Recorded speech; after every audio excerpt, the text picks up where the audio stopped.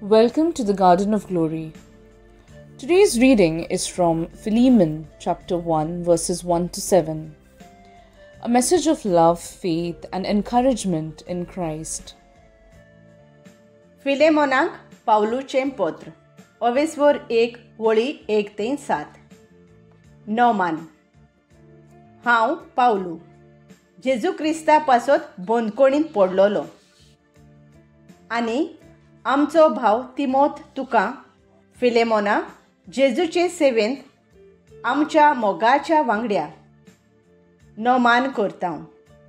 तशेंच नोमान करता आफियेक आमचे भयणीक आनी आर्किपुसाक आमचे भाशेन भावार्था खातीर इतले कोस्ट घेतलोल्याक आनी तुज्या घरांत जमतोले पवित्र सभेक.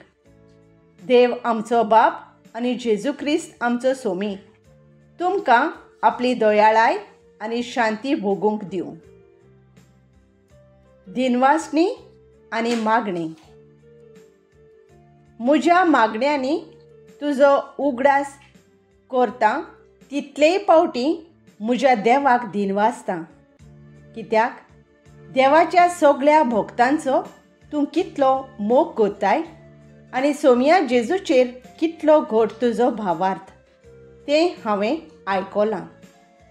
तुजो आनी म्हजो एकूच भावार्थ, तर हो भावार्थ दाखोवंक क्रिस्ता पासत कितलें बरें आमच्यान करूंक जाता ताची पूर्ण वळख आमकां मेळो म्हूण हांव मागतां.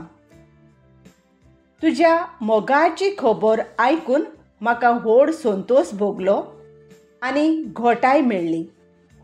आमच्या भावा भयणींची काळजां तुवें म्हज्या भावा समाधान केलें. Reflection. Saint Paul praises Philemon for his faith and love. He reminds us that true faith is shown in kindness and forgiveness. Let us refresh others' hearts with love and compassion, just as Christ loves us. Prayer. Lord Jesus, fill our hearts with love and forgiveness. Help us to bring joy and peace to others through our faith. Amen. Thank you for joining us to the Garden of Glory. Don't forget to like, share and subscribe. God bless you and your family.